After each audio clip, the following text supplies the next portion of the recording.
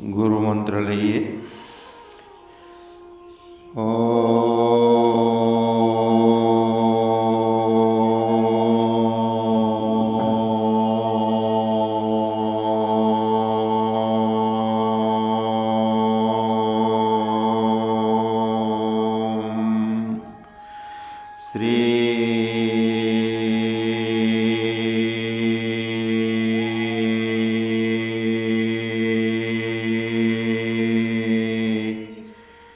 સદગુરુ સ્વામી નમો નમઃ. સદગુરુ સ્વામી નમો નમઃ. સદગુરુ સ્વામી નમો નમઃ.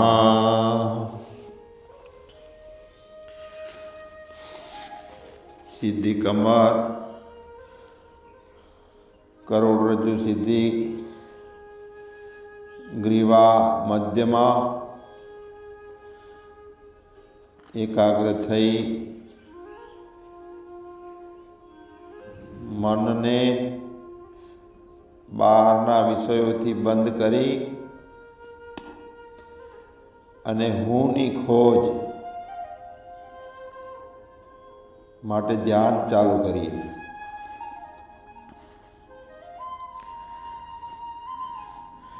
યત્ર યત્ર મનો યાતિ તત્ર તત્ર સમાધય. એટલે કે જ્યાં જ્યાં મનની વૃત્તિ જાય ત્યાં ત્યાં આપણે પોતે છીએ. ફક્ત ધ્યાનથી એ નક્કી કરીએ કે વૃત્તિ પહોંચી છે એ પહેલાં પણ આપણે ત્યાં હતા. બસ આટલું જ જાણવાનું છે. પોતાની ખોજ, હું કોણ. જ્યાં જ્યાં વૃત્તિ છે ત્યાં આપણે છીએ. વૃત્તિ પહોંચી છે એ પહેલાં પણ આપણે હતા. વૃત્તિ ત્યાંથી ખસી જશે તો પણ આપણે હોશું. એવા ધ્યાનને આપણે કેળવીએ કે સદાય સાક્ષી બની જઈએ.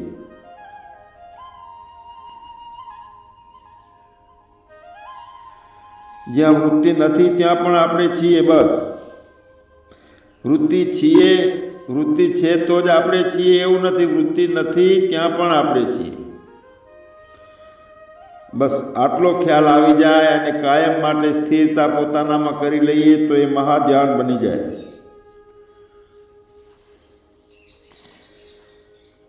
પ્રથમ વૃત્તિ હું છું એ ઉત્પન્ન થાય છે.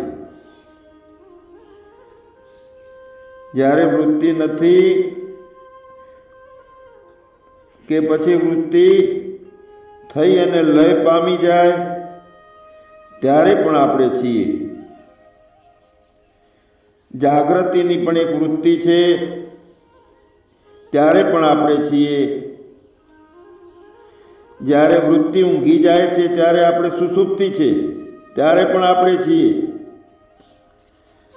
મતલબ કે એ સમજવાનું છે કે હું સદાય છું. આવા સદાય પોતાના ભાવને કેળવવા માટે કોઈ જન્મારાઓ લાગે નહીં. સત્પુરુષોના, મહાપુરુષોના સાનિધ્યમય રહી પોતાના સ્વરૂપના જ્ઞાનથી જે હું વૃત્તિ છે એટલે કે જે અહંકાર થયો છે હુંપણાનો, બસ ફક્ત તેનો અહંકારનો નાશ કરવાનો છે.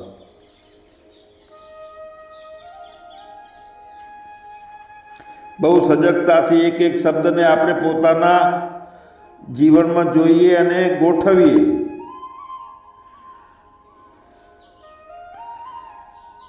તેલ વગર જેમ દીવો બંધ થઈ જાય છે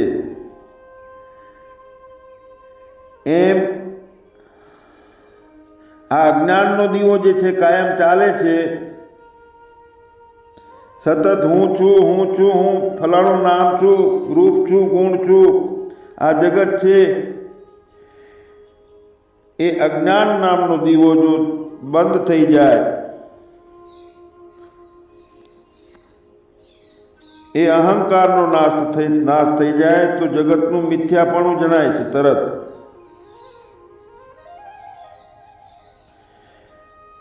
એ અવિદ્યાની એક વૃત્તિ હું છું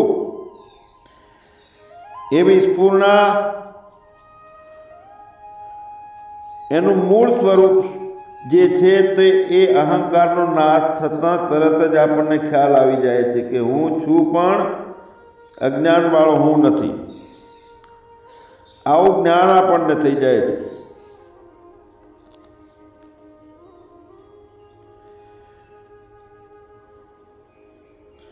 પોતાનું શુદ્ધ જ્ઞાન થવાથી જ આ જગતની પ્રતીતિ વગરનું અને અહંકાર રહિત એક પરમાત્મા સત્ય છે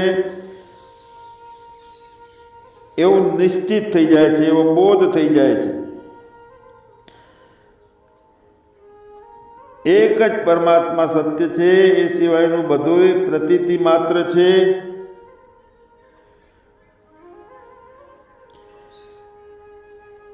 બ્રહ્મ સત્ય છે એવો બોધથી બાકીનું બ્રહ્મ સિવાયનું બધું બાદ થઈ જાય છે. બોધથી બાદ સુધીની આ યાત્રા એ આપણા ધ્યાનની યાત્રા કહેવાય છે.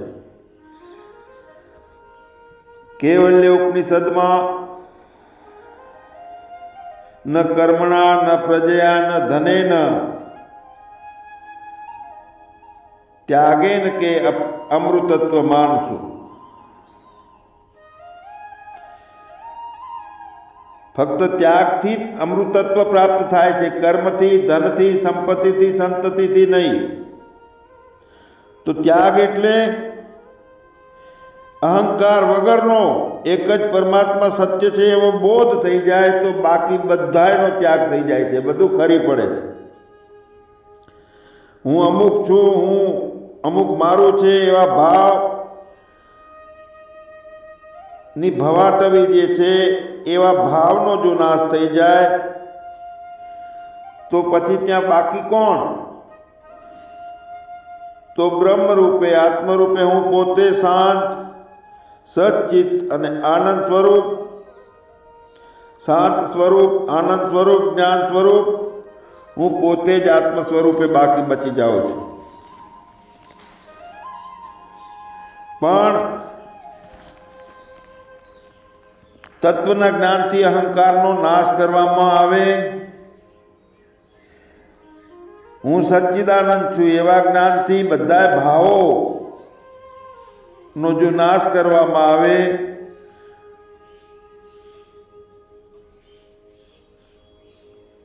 અહંકાર છે તે જગત ઊભું કરે છે, સારા નબળાના ભાવો કરે છે, મારાના મમતાના ભાવો બધા હું છું એવા અહંકારની વૃત્તિને લઈને થાય છે. બધી અવિદ્યાઓ જગત છે, જગત પ્રતીત થાય છે, સાચું લાગે છે,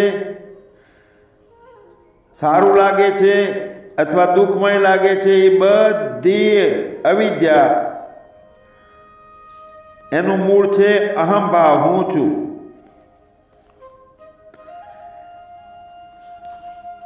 પણ હું એવી કોઈ વસ્તુ પરમાત્માના સ્વરૂપથી, પરમાત્માની સત્તાથી નોખી કોઈ નથી. ફક્ત હું છું એવો ભાવ, અધિષ્ઠાન પરમાત્મા વગર ઊભો થઈ શકતો નથી.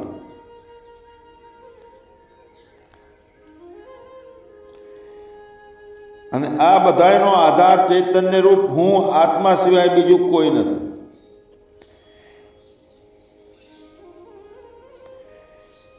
હું ચૈતન્ય રૂપ આત્મા છું. એના સ્વરૂપનો જો નિશ્ચિત ખ્યાલ કરી લેવામાં આવે કે હું કેવો છું, તો હું અરૂપ છું, શુદ્ધ છું, નિર્વિકાર છું, હું અનંત છું, હવે અવિનાશી છું, જન્મ મરણ નથી. અને એવા ચોખ્ખે ચોખ્ખા મુજ સ્વરૂપમાં કોઈ જાતના અધ્યાસો, કોઈ જાતની ઉપાધિઓ ઉદ્ભવ થતી નથી.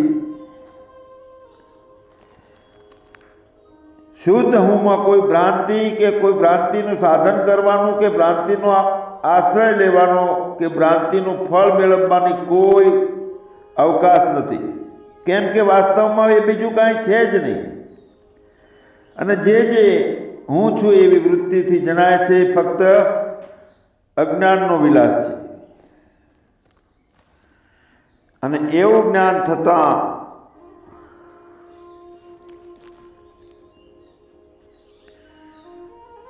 બધું મિથ્યા છે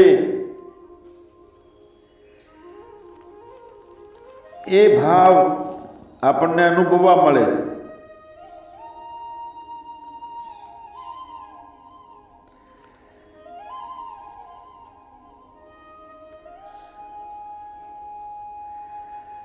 હું એવા અહંકારની સ્ફૂર્ણા જ્યારે થાય ત્યારે હું એવી કોઈ વસ્તુ છે જ નહીં.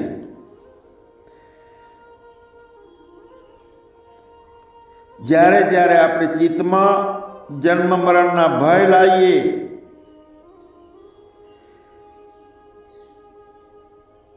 હું જન્મું છું મરું છું એવા ભાવ આવતા હોય ત્યારે હું એવી કોઈ વસ્તુ નથી. આ એક વાક્યને મહામંત્ર બનાવીએ. જ્યારે જ્યારે રાગ થાય, દ્વેષ થાય, ક્રોધ થાય ત્યારે હું એવી કોઈ વસ્તુ નથી કે જેનાથી આ થાય છે એવો ભાવ કરીએ. અને તો ચિત્તમાં એ ભાવને જો દ્રઢ કરીએ કે મેં કુછ નહીં, મેં કુછ નહીં, મેં કુછ નહીં, मेरा कुछ नहीं, मेरा कुछ नहीं, मेरा कुछ नहीं, मैं कोई करता नहीं, भोगता नहीं, करता नहीं, भोगता नहीं. આ ભાવ જો ચિત્તમાં દ્રઢ થઈ જાય તો જન્મ મરણના ચક્રમાંથી મુક્તિ મળી જાય. ફરી સંસારમાં આવવું પડતું નથી. માટે હું કાંઈ નથી, મારું કાંઈ નથી, હું કરતા નથી, તો હું કેવો છું એને જાણી લઈએ. સચ્ચિતને આનંદ સ્વરૂપે હું આકાશ જેવો નિર્મળ, નિર્વિકાર, શાંત, અચલ, ઇન્દ્રિયો રહિત, શરીર રહિત એવો હું છું. આવું બ્રહ્મરૂપ પરમપદનો જ્ઞાન આપણે કરીને એમાં રહીએ.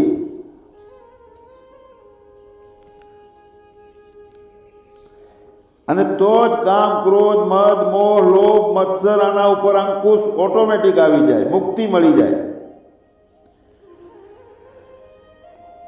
શાંત સમુદ્રના પાણીમાં પથ્થર ફેંકીએ તો એમાં કેટલાય તરંગો ઉત્પન્ન થાય છે. તો ઠીક એ રીતે શાંત ચિત્ત આકાશમાં પોતાના સ્વરૂપમાં હું છું એ વૃત્તિથી કેટલાય ભાવ તરંગો ઉત્પન્ન થઈ જાય છે. પણ હું કાંઈ નથી, હું જેવો કોઈ પદાર્થ છે જ નહીં એવી ભાવ કરીએ. આકાશની જેમ અસંગ છું એવા આપણે પોતાના નિજ સ્વરૂપને ઓળખી લઈએ અને બધાય આવતા ભાવ તરંગોને સાક્ષીના રૂપમાં જોઈ અને એનાથી અસંગી રહીએ. અને એ ભૂમિકા ધ્યાનથી કેળવીએ અને ધ્યાનને પોતાનામાં આત્મસાત કરીએ.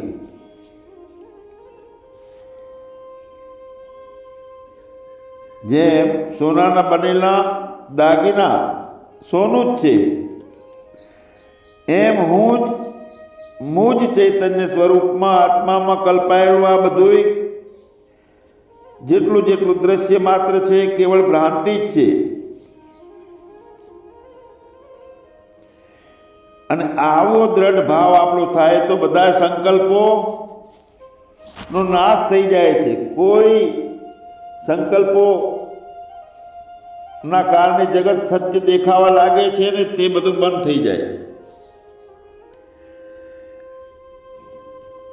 જેટલા જેટલા દ્રશ્ય છે, જગત છે, કલ્પિત ઊભું કરેલું છે એને ભૂલી જઈએ તો ક્યાં ભ્રાંતિ રહે છે. પછી મનમાં જે ભાવ થાય છે ત્યારે હું એવો કોઈ પણ પદાર્થ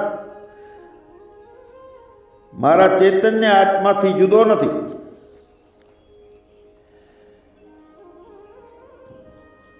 દાગીનાને વીંટીને જો સતત એવો ભાવ થાય કે હું હું હું, ત્યારે એની દ્રષ્ટિ જો સોના ઉપર હોય તો ખબર પડે કે હું સોનાથી કાંઈ જુદું નથી વીંટી. તો એ રીતે જે કાંઈ દાગીના છે સોનામય છે, સોના રૂપે છે, એવી રીતે સર્વ આ જે કંઈ દ્રશ્ય માત્ર આપણને વૃત્તિઓ સંકલ્પોથી જણાય છે તો બધું ચૈતન્ય છે. અને એવી એક બધું ચૈતન્ય છે. બીજો વિલાસ છે અજ્ઞાનનો. જેટલું જેટલું દ્રશ્ય અનુભવમાં આવે છે ઇન્દ્રિયોથી, એમાં ફક્ત ચૈતન્ય છું, ચેતન હું છું એવી એક વૃત્તિ કાયમ માટેની ધારાવાહિક વૃત્તિ બની જાય આપણી પોતાની. તો એ ધ્યાન બધાય બે ધ્યાની મટી જાય છે. એનાથી આપણામાં જે અહંભાવ ઊભો થાય છે, પણ આપણે કે જે આત્મરૂપે છીએ, પરમાત્મા રૂપીએ છીએ, તેનાથી જુદી સત્તાવાળો અહંભાવ નથી. કેમ કે પ્રભુ પરમાત્મા ઈશ્વર તો ક્યારે પ્રગટ થતો નથી કે નાશ પામતો નથી, અને વૃત્તિઓ તો ઊભી થાય છે અને નાશ પામે છે. તો એ વૃત્તિ છે એ પણ જેમ સોનામાંથી વીંટીની વૃત્તિ બની, એમ પોતાના આત્મ સ્વરૂપમાંથી એક વૃત્તિ ઉત્પન્ન થઈ છે. પણ હકીકતમાં પરમાત્મા સિવાય બીજું કાંઈ છે જ નહીં.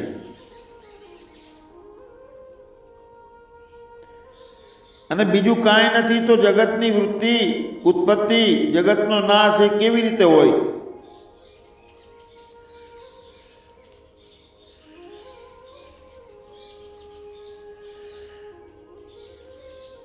આપણને કોઈ શસ્ત્રનો ઘા વાગ્યો હોય કે વ્યાધિ થતી હોય, વેદના થતી હોય તો સહન કરીએ. તો તેની અંદર હું સહન કરું છું, મને વાગ્યું છે, હુંને દુખે છે, એ વખતે જો આપણે ખ્યાલ રાખીએ કે હું એવી કોઈ પરમાત્માથી નોખી સત્તા નથી,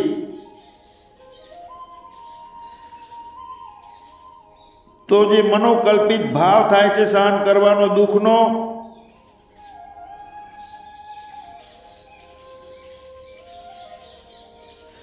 અને હું દુઃખી છું, મને શાંતિ જોઈએ છે, દુખાવો મટવો જોઈએ, આવો જે અહંકાર જ આ જગતના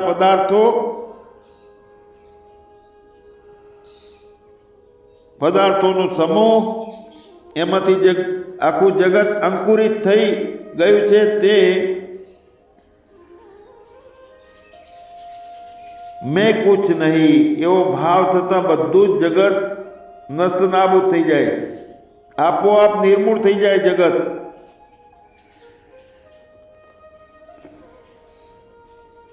જેમ કોઈ પણ પદાર્થ એની સામે અરીસો હોય તો એમાં પ્રતિબિંબ પડે છે દરેકનું, જેટલાના રૂપો છે એનું. તો આ રીતે જે અહંકાર જ છે એ શુદ્ધ ચૈતન્યમાં પ્રતિબિંબિત થાય છે. પણ એ અહંકાર રૂપી પ્રતિબિંબ દૂર થઈ જાય તો શુદ્ધ ચૈતન્ય હું પોતે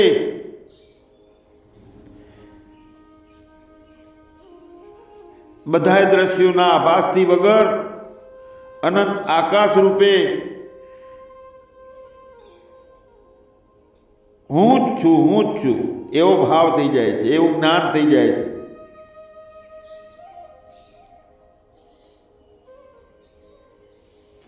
પણ હકીકતમાં આપણી ભવાટવી ચાલુ થઈ જઈ અવિદ્યાના કારણે, અજ્ઞાનના કારણે. અને એ અજ્ઞાનના કારણે પોતાનો શુદ્ધ સ્વરૂપ છે તે ભૂલી જવાયું. જેમ તાંબાના વાસણમાં ઘણા સમયથી મેલનો એક થર જામી જાય છે, એવી રીતે જીવ ભાવરૂપી આ તાંબુ એક જાતનું બની ગયું છે, તાંબુ, મેલું તાંબુ જીવના ભાવરૂપી. પણ એમાં બ્રહ્મ ભાવરૂપી મેં ચેતન આત્મા હું मेरे सिवा कुछ नहीं एवो ब्रह्म भाव रूपी सोનું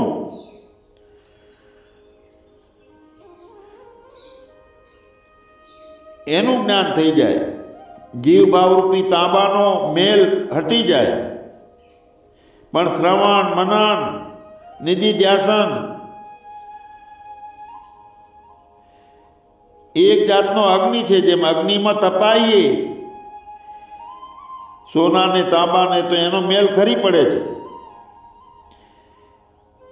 એમ શ્રવણ કરીએ પોતાના સ્વરૂપ માટેનું, મનન કરીએ પોતાનું, અને નિધિધ્યાસન એટલે કે રહીએ પણ પોતાનામાં, તે પોતાના સ્વરૂપમાં એક અગ્નિમાં તપવાથી જેમ બધો મેલ ખરી પડે છે, એમ પોતાના સ્વરૂપમાં બધું અજ્ઞાન ખતમ થઈ જાય છે। એવા મનનો મેલ ધોવાનો છે, મનનો ધોનારો ધોબીડો આપણને મળે તો એના જ્ઞાનમાં સતત આવા પ્રવચનો સાંભળી અને પોતાના આત્મ સ્વરૂપને દ્રઢ કરી અને ધ્યાનના એક હાઈવે ઉપર એવી આપણી જીવનની ગાડીનો રફતાર ચલાવીએ કે કાંઈ કાંટા કાંકરા ખાડો પંચર કાંઈ આવે નહીં।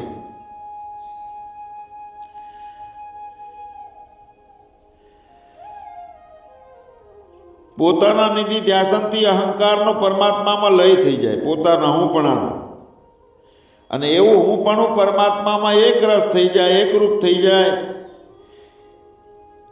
આ જગત ઊભો કરનાર જે અહંકાર છે તે બીજ છે, બીજ એટલે બીજ ખતમ થઈ જાય। ચોખા ઉપરથી જેમ ફોતરા ઉડી જાય તો પછી એ ચોખ્ખો ઉડતો નથી, ઉગતો નથી, તો એ અહંકાર જ છે, તે અજ્ઞાન છે, અને અજ્ઞાન એ અહંકારનું મૂળ છે। અને આવા અજ્ઞાનનો નાશ થાય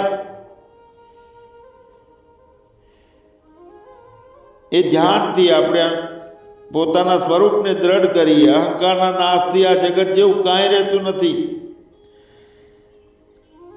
અને જે હું ત્રણેય કાળમાં નિત્ય છું એવો તત્વરૂપે હું, સત્તારૂપે હું,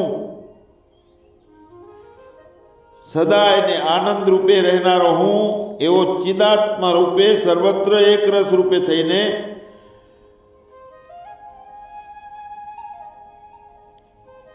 મુક્ત ગગનનો મસ્ત પંખી બની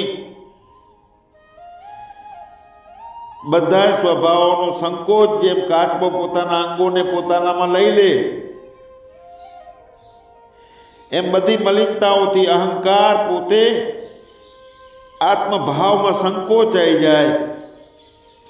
એવી સ્થિતિ માટે સતત મનન કરી, સતત વિચાર કરી અને આપણા પોતાના સ્વરૂપને પામીએ અને આપણી આ ધ્યાનની યાત્રાને સફળ બનાવીએ। સચ્ચિદાનંદ ભગવાન